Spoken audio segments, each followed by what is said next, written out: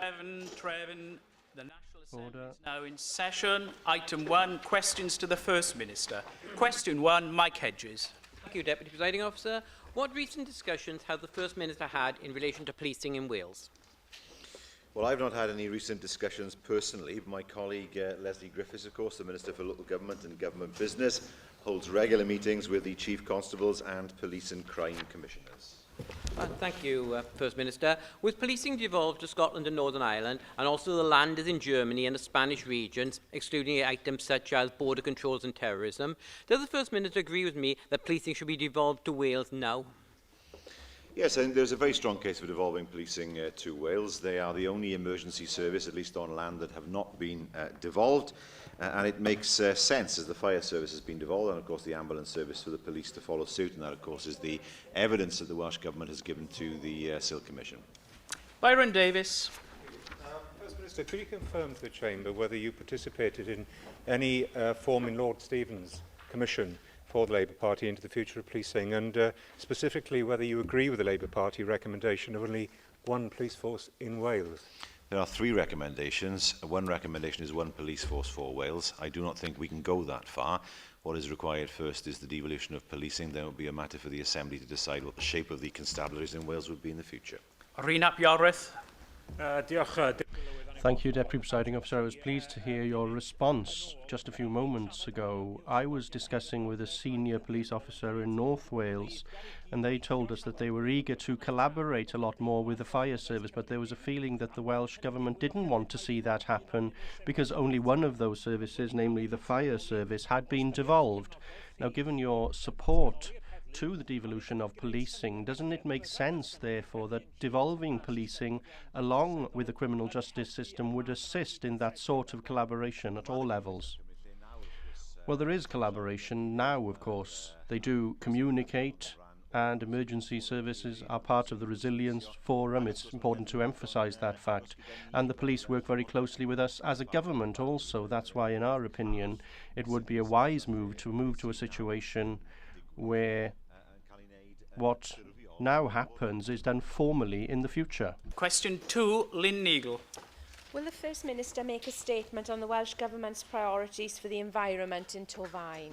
Yes, the Programme for Government and the NRF Minister's autumn statement set out our priorities for the environment across Wales. First Minister, will you join me in commending the Minister for Housing and Regeneration for doing the right thing by the people of Arteg and rejecting plans to open cast that would have threatened the viability of a school, jeopardised a UNESCO World Heritage Site and blighted an entire community? But as we look to the future, will you now work with the Minister to draw upon the very important lessons from this case, ensuring that communities like Fartig never again have to endure years of crippling uncertainty, particularly when we have an MTAN in place that is meant to protect them? Well, I'm very much aware, of course, of the number of occasions that the member has raised the issue of Fartig in this chamber, and she has made the views of her constituents very clearly known. She will appreciate, of course, that given the fact that we are still within the 6-week period for legal challenge of the Minister's decision, that I cannot comment on the application itself. But nevertheless, with regard to the planning system generally, of course, we have the planning reform bill that is being taken forward now, and further consideration given to a planning bill in the future during the course of this Assembly as well. William Graham. Thank you, Officer. Certainly today, the Torfaen County Borough Council are quite likely to agree their LDP. Provides for a large number of housing. It's difficult to quite see why they need so many within the plan, though it does extend for many years. A lot of that housing is on greenfield sites. How does that conflict with your environmental policies? We, of course, would have to examine any potential LDP, and it's for the Minister to decide what action he may or may not wish to take with regard to any LDP during the adoption process. Lindsay Whittle. Well, First Minister, a similar question to my colleague William Graham. So far, Torfaen has a good rating for air quality, but with the prospect of a further almost 5,000 homes to be built in Torfaen, what safeguards then can be put in place to make sure that the degree of air pollution in Torfaen will not seriously deteriorate? I don't see how there's necessarily a correlation between housing and air pollution. If people are able to live more closely to where they live, that will reduce air pollution. We would, of course, expect any local authority when developing its LDP to assess the need for housing in any particular area, and of course to produce an LDP that takes into account all the planning guidance that the Welsh Government has issued. I will now call the party leaders to question the First Minister. Leader of the Opposition, Andrew R.T. Davies. Thank you, Deputy Presiding Officer. First Minister, today we had the very disappointing news that the PISA results have been depressingly bad again.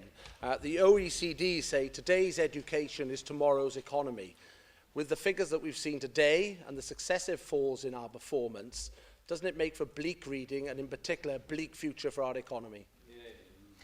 Well, first of all, I have to say that even though we've seen some improvement, particularly in reading, the figures are disappointing overall. That cannot be got away from. Nevertheless, we should remember that the PISA results are, with regard to a particular set of tests, they're not a reflection of the education system as a whole. But nevertheless, what I can say, of course, is to remind members of what has been put in place since 2009 with the last set of PISA results, namely the National Literacy and Numeracy Programme. The National Support Programme, Every School in Wales now has an NSP partner who acts as a mentor. The changes that have been made to supporting professional development, particularly performance management of teachers from January 2012, and of course the development of the induction process for newly qualified teachers. We have of course Teach First Wales, which has been contracted to deliver a school improvement employment-based teacher training programme across Wales, and 150 trainees have been placed in secondary schools that have been targeted as having a high percentage of pupils living in deprived communities. We've focused on leadership development, particularly, of course, the revision of the National Professional Qualification for Headship. We've published new leadership standards as well and developed leadership capacity. We have, of course, strengthened school accountability through school banding and the term the stock takes. We have, of course, Learning Wales, launched in September 2012, the National Model for Regional Working, and, of course, the, the Plaid Cymru benches complain, I don't give answers. This, I suspect, is an answer that they want, so there's no point complaining about it, I suggest. And, of course, that we have what the improvements that have been made in attendance and behaviour. Now, it will take some time for these measures to bear full fruit. The previous Education Minister and this one, of course, have said that we wish to be in the top 20 by 2015. Michael Gove, of course, in England has said it would take 10 years to improve the situation in England. We think that is an overestimate. That's the longest answer that I've ever had in First Minister's questions, and to start with to say that there's been some improvements. Whichever way you cut it, First Minister, these figures today are depressingly bad, but unfortunately depressingly familiar from a Labour First Minister whose party has been running education here in Wales for 14 years. And the previous Education Minister, in a letter that he put out in 2010, clearly thought the same when he said, these results cannot be argued away or excused. He went on to say that the results cannot be excused on the basis of socio-economic status or bilingual nature of our nation or education system. The list that you just gave us no doubt could have been read at any juncture when previous PISA results have been reported. The problem being is, First Minister, that educationalists, students and parents are fed up of listening to Labour's excuses. How can we genuinely have confidence that what you outlined there in your answer to me will make a difference this time round? Well, he didn't listen clearly to the answer I gave. I said this is what's been put in place since 2009. The second point I'd make to him is this. We've constantly said it will take time for these measures to have an effect. What perhaps the people of Wales would like to know is what exactly he quibbles with in terms of what I've just read out as an answer to him. What would he have done differently?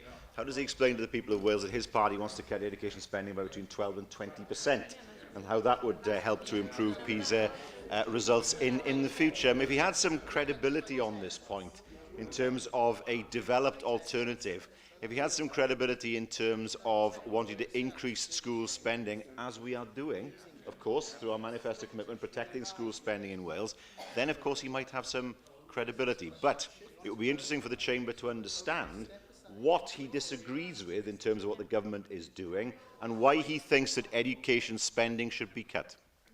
I think it is quite shameful that on a day when we've had more damning evidence of educational failure under Labour, you cannot show any humility to the people of Wales who've depended on education as a route out from poverty, as a route to good jobs, and above all, developing an economy fit for the 21st century. Are you seriously telling me, First Minister, that the previous education ministers before 2009 got it wholly wrong? And if you are, will you apologise on their behalf as leader of Welsh Labour? And what, when the new results come out in 2015, can we expect? Will you now take control and ultimately put your reputation on the line that we will see the improvement that we require in 2015 to make the economic prospects of this country far better? If you won't, then you really should reflect on your position, First Minister. Well, can I say in response to the Leader of the Opposition, I went to a comprehensive school. I have a stake in the state system. That's what I am proud of. It is a shameful reflection of the UK that of all the Prime Ministers and First Ministers there have ever been, only one has come from a comprehensive, and that's me. Only one. That's a shameful reflection. And his party's made it worse. Worse. Sits there with his Etonian Prime Minister, the private school boys that sit on those benches, and he lectures us about state education. He didn't listen to what I said. There is no point in whining about it at the top of his voice. He did not listen to what I said. These results are not good enough. These results are not good enough. These results have to be improved on. Yes, reading has improved, but we still have to make sure that there's improvement in the future. I offered him the opportunity to comment on what we as a government are doing. He could give no view. I offered him the opportunity to justify the appalling cuts that he wants to impose on schools in Wales. He failed to justify those cuts. He makes a lot of noise. But he has no substance and no policies. We accept our responsibilities. We accept that we must work with teachers and with parents in order to continue to improve the education system in Wales. And we have seen an improvement in GCSE results this year. And that is why we will continue to deliver for the people of Wales, even as the party opposite shout and not want to do anything more than cut education spending. They suggest the word class war. What they want to do is to cut spending for the poorest in society, cut spending on state schools, and that's exactly what the Tories stand for. We will stand up for our responsibilities. We accept responsibility for these results. We have put in place a system that will help to improve education in Wales, whereas on the Conservative benches, what we get is empty rhetoric. Order. I have said before, this is not a library, far less a monastery, but there's far too much shouting going on and not enough listening. That's not good scrutiny. I now call the Leader of Plaid Cymru, Leanne Wood. First Minister, you are the leader of this country and you are failing to show leadership on this. You said that your term of office would be all about delivery, and you told us, I expect to see improvement in our PISA results in December. Well, it is now December. Today, you have delivered the worst set of PISA results in Western Europe. Are you now going to take full responsibility for those results? Well, as I said to the Leader of the Opposition, we do accept as a government that there needs to be improvement with regard to PISA, as indeed your party did when you were in government between 2007 and 2011. There has been some improvement. It is far from enough. Far from enough. There needs to be more improvement in terms of reading and maths. We know that's true the whole of the UK, incidentally, where things have not been particularly good in England, Scotland or Northern Ireland either. And I don't use that as an excuse because I see the figures in front of me as far as Wales is concerned. But I've already outlined in some detail what we as a government have put forward in order to deal with the situation and to improve PISA results in 2015. And unless there is something in the government's programme that you disagree with or something you think should be improved, which I'm all ears about, then this is what we plan to do as a government to improve things. First Minister, 43rd in maths, 41st in reading and 36th in science. Now, as a parent, I do not accept that any of our children are any less capable than the children in Scotland, in Ireland or in England. Now, Scotland also has large pockets of deprivation. It substantially outperforms Wales, though. even though it has the same set of tools for delivering those results. If the Scottish Government can deliver good results, why can't you? Well, indeed, that is the challenge for us, and we have to ensure that by 2015 we do deliver those results. In fairness, I mean, the education ministers have said, two of them, that what we've put in place will take some time to work its way through. Michael Gove was talking about 10 years. I've said I think that's an overestimate in terms of what it will take. Well, who knows in England what they'll need to do there. But as far as Wales is concerned, we've consistently said that what was put in place after PISA 2009 would take some time to have its fullest effect. Yes, we've seen an improvement in reading, but let's face it, overall it's not good. And we need to make sure that things improve in 2015. Well, let's look at the question of implementation then, shall we? There have been delays in the implementation of your policies, regional consortia, and the recently introduced National Literacy and Numeracy Framework. Now, these delays mean that we will miss your government's 2015 improvement targets. Isn't it the case, First Minister, that if your government was a local authority, it would now be in special measures? Can you tell us this afternoon, why should parents continue to trust your government with their children's education? Because we've delivered the foundation phase, because we've delivered the Welsh back, because we've protected school spending in a way that isn't there in the rest of the UK, because we've seen an improvement in GCSE results in Wales and the gap with England has been closed, because we've seen, for example, the education maintenance allowance being kept in Wales when it's disappeared in England, because we've ensured that students in Wales are able to go to university with an enormous debt hanging around their heads when they leave university. And so we have to remember that the PISA results are a reflection of part of the system in Wales, namely children's ability to take tests, and we have to rectify that. But it would not be right to say that education in Wales is in some kind of crisis. We have the foundation phase, we have all the other figures that we know that show things are moving in the right direction, but there is a need. There is a need for government working with teachers, because government can't deliver it alone, and working with parents and local authorities to ensure that there are improvements in the future. The reality is that we have a programme in place, unless other parties can say what is wrong with those programmes or what they would do different. The Conservatives have failed signally to do that. The Leader of the Opposition sits there moaning away to himself, but when he's given the chance to talk, he always runs away from it. We have put in place a programme for government that contains an education programme that will move us towards improvement in 2015, and we are confident in that. And I speak as somebody who came from the system, whereas others in this chamber who complain the most did not. I must say we have a very generous procedure in this chamber for the leaders of the non-government parties to question, and I don't particularly want to hear heckling from the leaders in stereo whilst I'm trying to listen to the response of the First Minister. And I'll call the leader of the Welsh Liberal Democrats, Kirsty Williams.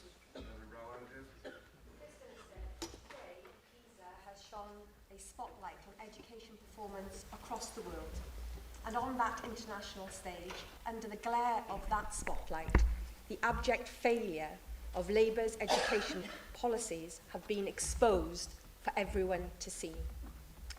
As a Labour Assembly member for 14 years, as a Cabinet member for 13 years, and now as the First Minister of our nation, are you not ashamed?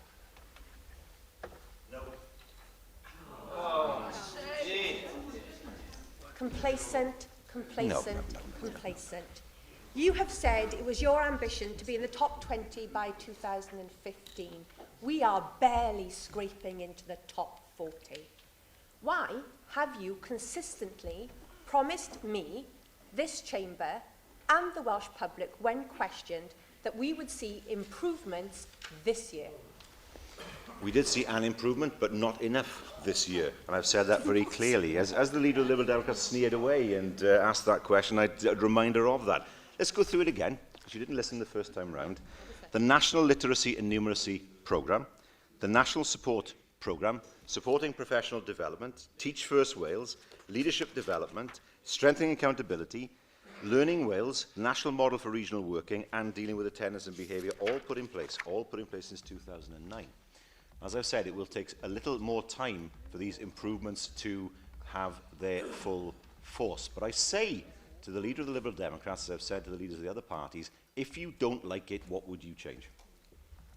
First Minister, let's be clear about the improvements. The reading scores take us back to where we were in 2006. Just 2 months ago, in this very chamber, you said to me, and I quote, "I expect to see an improvement in our PISA results in December. If you see what we have done as a government, you will understand why I believe we will make improvements." How can you, as the First Minister, be so out of touch, ignorant and blissfully unaware to the reality of the situation and what is going on, that you could make that statement 2 months ago that is so off the mark? I've never heard a more arrogant statement in this chamber. Some of the leader of the Liberal Democrats is in tune with public opinion, and I am not. Like her, I have children in school. I don't go on and on about it. She does, but I have children in school as well. And the reality of the situation is that unlike her party, which is completely detached from reality in London, completely lost its support base, and she talks to us about being detached from reality. I deal with people. I hold my constituency surgeries. I meet with people on the weekend. I see what my children have in school. All these things make me more than aware of the education system. I came through the state system as well, and I'm aware of what the state system is able to deliver, and of course our aspirations for it in the future. Now, I've offered the opposition party, they have quite rightly, of course they have, held me to account in terms of the PISA results, and I accept that. It is my responsibility to explain to the people of Wales what we are doing in order to improve results in the future. But it's also a responsibility for the opposition parties to outline what they would do differently. And not once have we heard a suggestion as to how things would be done differently. We accept our responsibilities, they do not, and in that regard they have signally failed. Question 3, Mohammed Ashkar.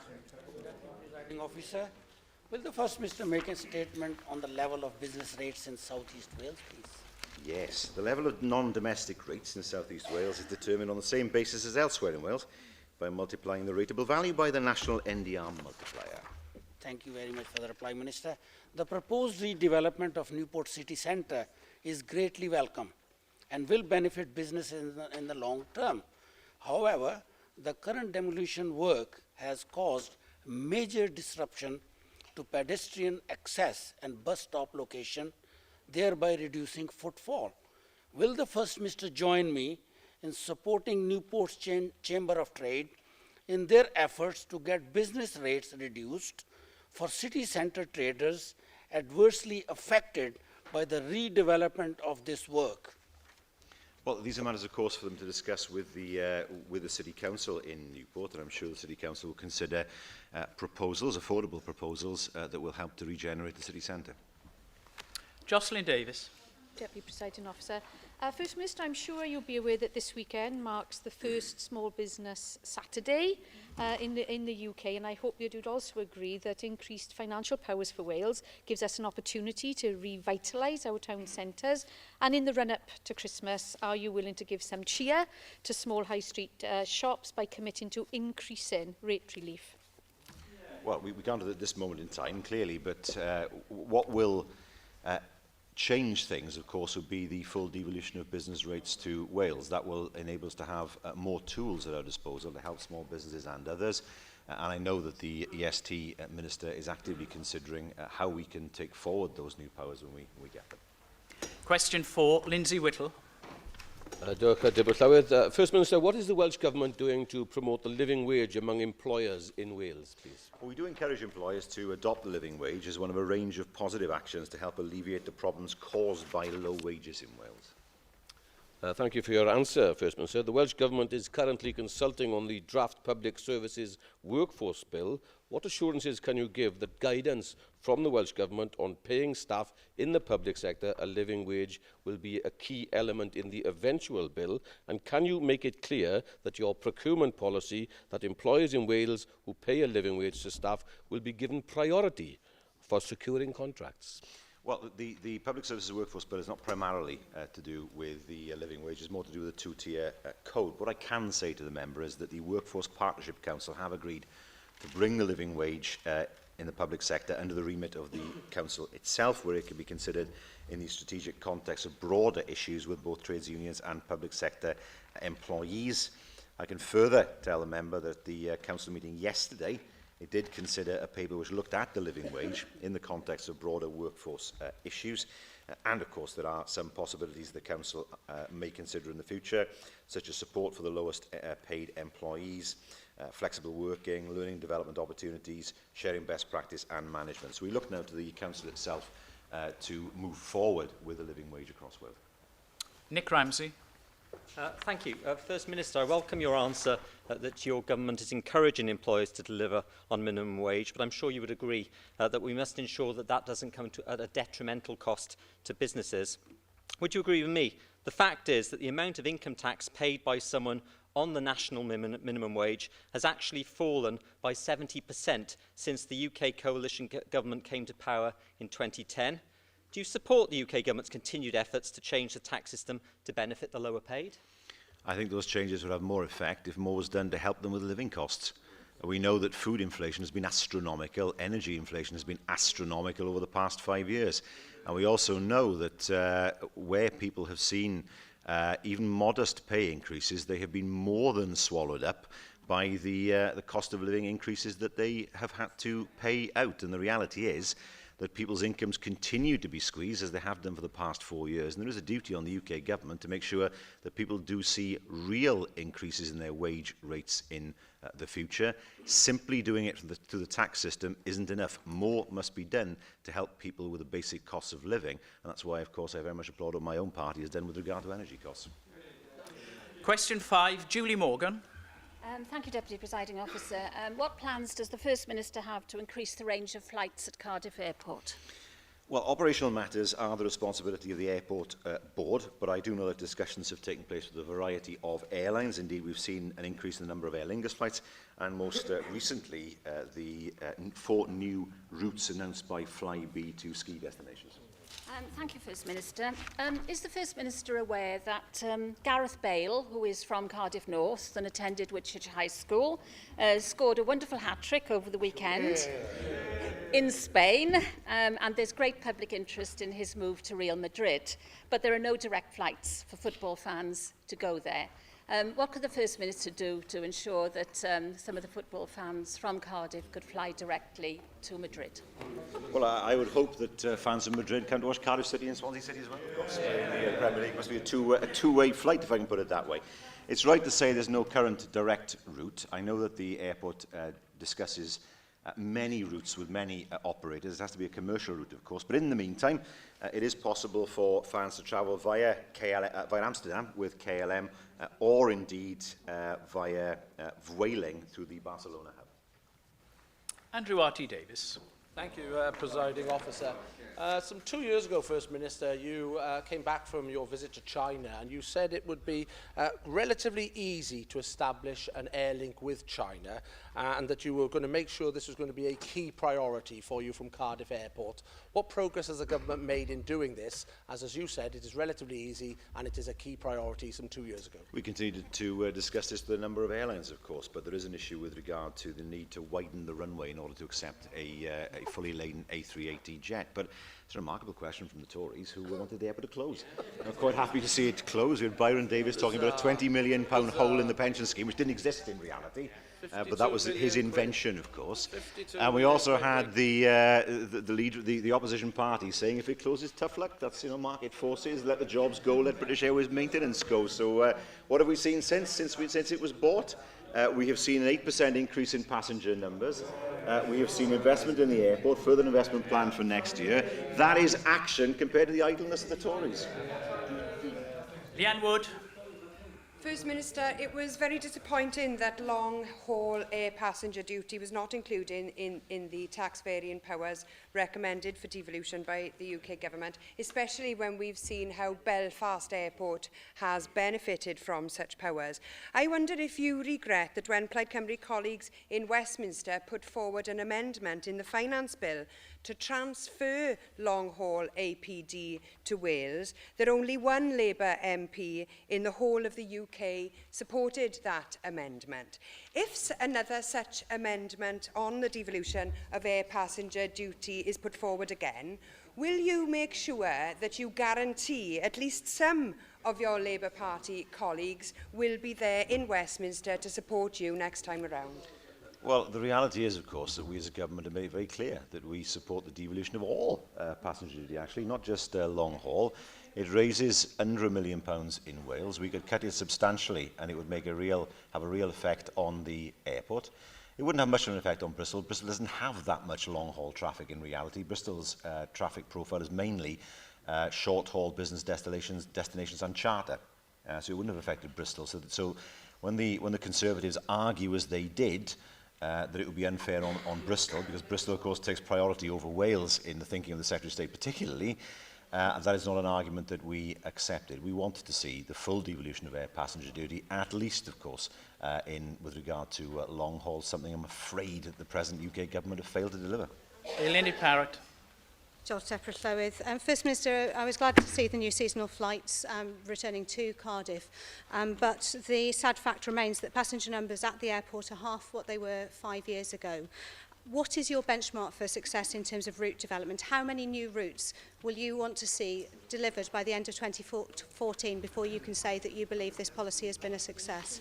The first thing it has to do is to make a profit and increase its passenger numbers. It will have gone beyond 1 million in terms of the last year. An 8% rise, as I have said.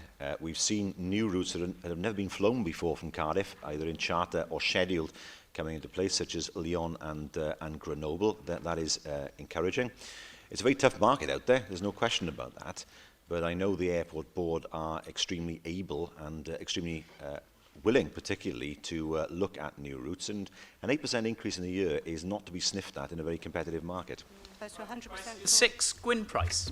Thank you, Deputy Clywyd. Will the First Minister make a statement on the number of people using prepay meters for energy bills in his line? Yes, well, information on the number of electric and gas prepayment meter accounts is produced by Ofgem annually for Wales, Scotland and England. In 2012, there were 270,094 households in Wales on electric prepayment meters and 197,815 on gas prepayment meters. Ofgem figures, unfortunately, are not provided for constituency or local authority areas. Thank you for that answer. First Minister, independent experts estimate that prepay meters can cost customers up to an extra £300 a year in fuel costs. Do you agree with me that this is unacceptable, as it hurts some of the most vulnerable households in our communities? That is wholly unacceptable for those who are finding it the most difficult to pay their fuel costs. The figure does seem high, but I can say that my officials do meet regularly with Ofgem, and I've asked them to raise with Ofgem what action they're taking to protect prepayment meter customers and ensure they're not paying more than they need to for energy. Russell George. Will the First Minister agree with me that the recent announcement made by the UK government to reduce energy bills by an average of £50 a year is a practical step to offset rising household costs and will also benefit tens of thousands of households across Wales? But will he also agree with me that the onus is now on the energy companies to do more to help families this winter, particularly those with low incomes and those who are on prepaid tariffs? Well, of course, the response to the UK government was directly a response to the policy announced by my own party in September, of freezing energy prices. In a fit of panic, suddenly we get an announcement that there will be a £50 decrease. And that is to be welcomed, of course, but when the average energy bill is £1,300 a year, it's hardly a substantial amount to contribute to people's pockets, particularly on a monthly basis. Far better to freeze prices as proposed by a very sensible Labour government in waiting, rather than, of course, the knee-jerk reaction of a dying government in Westminster. Jocelyn Davis. Deputy Presiding Officer. First Minister, are you aware that the UK government will be redefining fuel poverty, and that will result in about 800,000 people suddenly no longer being classed as fuel poor? Of course, they won't be any warmer and they won't be any better off. Can you give us assurances that your government will not be manipulating the figures by redefining and developing a new definition of the fuel poor? That is not something we'll be looking to do. Of course, we know the Conservatives particularly have form on this. They did this in the 80s with unemployment figures. Where figures are awkward, get rid of the figures. That seems to be the way the Conservatives have always operated. Question 7, Mark Isherwood. How is the Welsh Government safeguarding older people in their homes? Well, we're taking a range of actions to further safeguard older people in their homes, including strengthening safeguarding arrangements, action on rogue traders and doorstep crime, and support, of course, for PCSOs.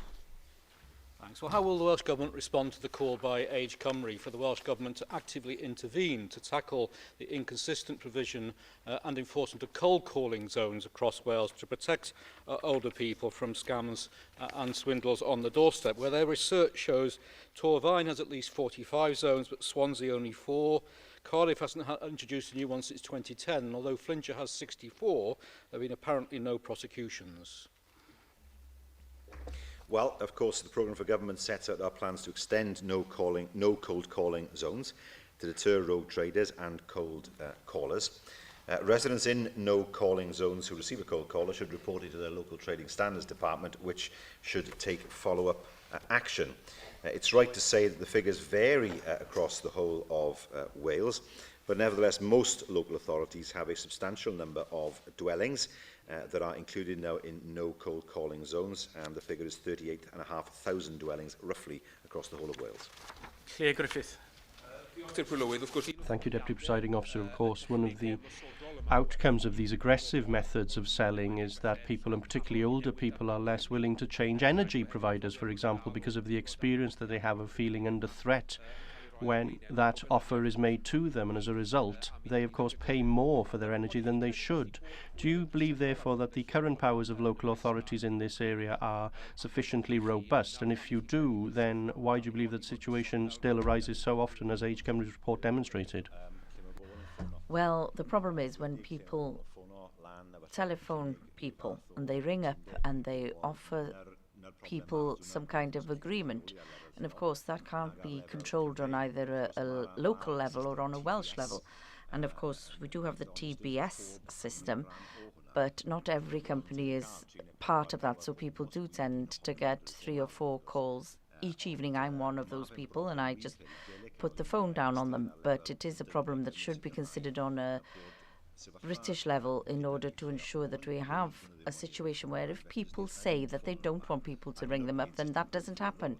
At present it's a voluntary system, and I don't believe that that's adequate for the future as one who receives these calls very, very frequently. Ed Roberts. Thank you. First Minister, the proposed definition within the new bill mentioned at-risk adults where they do need to receive care or support. Now, Age Cymru has stated that this is too narrow a definition.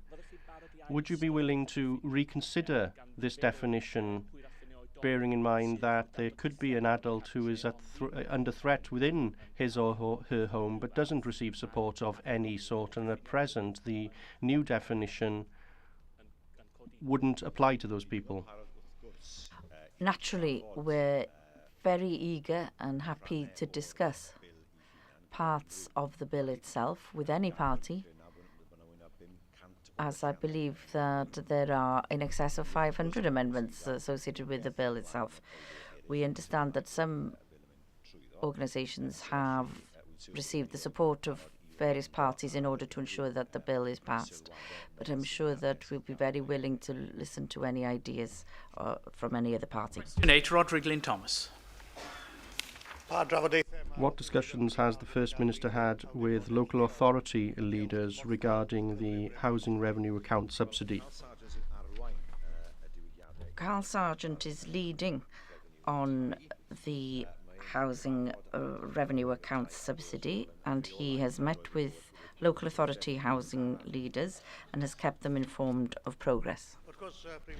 Of course, First Minister, there are two sides to this. First of all, local authorities must see where they stand in terms of the changes to the HRAS, if they have debts, what their financial situation is and so on, and then there is some very important negotiation happening with the Treasury on this.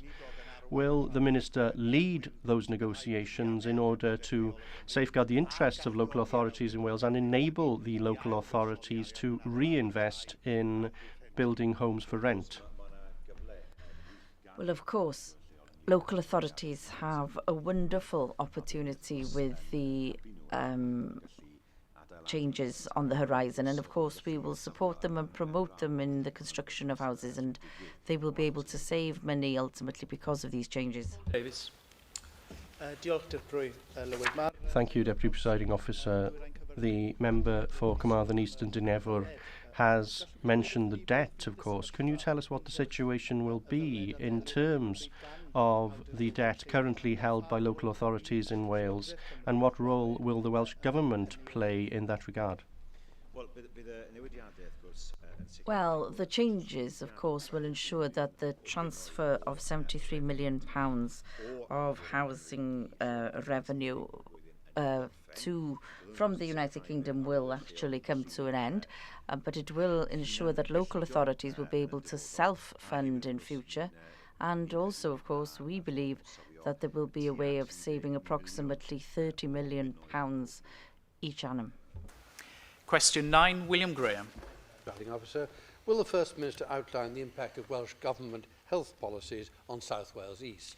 Well, the impact of our policies can be seen by the improvement in life expectancy, in treatment outcomes and high levels of patient satisfaction. I'm grateful to the First Minister for his reply, but he will know that Torfaen and Monmouth consistently have among the lowest ambulance response time to emergency calls.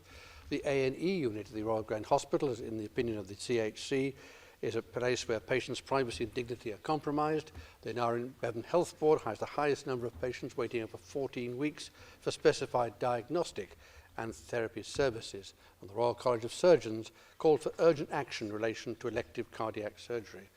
First Minister, when can we expect improved quality of service in South East Wales? Well, the member will know we've seen the ambulance response times target hit. We are now in a position where cancer waiting times have improved, and they are the same as England, in effect. But what will make a real difference to healthcare in the southeast of Wales, of course, is the Specialist and Critical Care Centre. There is a limit to what can be achieved in the Royal Gwent Hospital, considering the amount of space that's available there and the age of the building. The Health Minister has approved the outline business case for the development, and now the Health Board is preparing a robust full business case, and that will ensure that the development takes into account the outcomes of the South Wales programme. Question 10, Susie Davis. Will the First Minister make a statement on the Welsh NHS procedure for assessing individual patient funding requests? Yes, the IPFR process is generally working effectively and is enabling appropriate access to medicines not recommended for routine use, and the Health Minister recently announced a review of the relevant aspects of the scheme.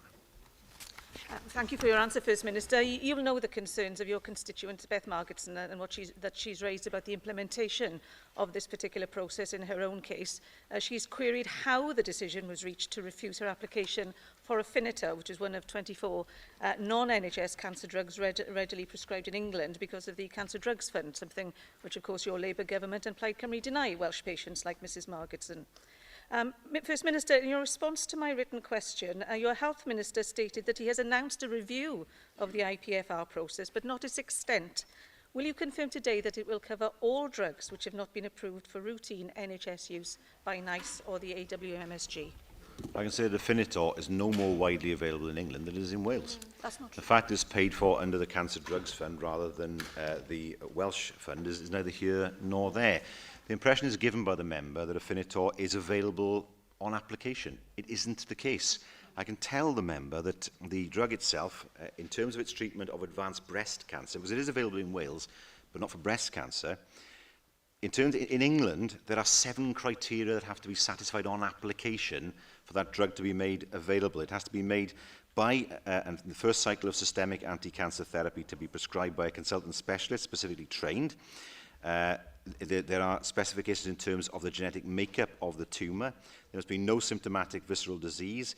It must be used in combination with exemestane, previous treatment with a non-steroidal aromatase inhibitor. There must be no previous treatment with exemestane for metastatic breast cancer, and no more than 1 line of chemotherapy for the treatment of advanced breast cancer. Now, I'm not going to pretend, not being a medic, that I understand what all those drugs are meant to do, nor do I know, of course, the situation with regard to any particular individual. It is distressing when somebody has cancer. We all understand that.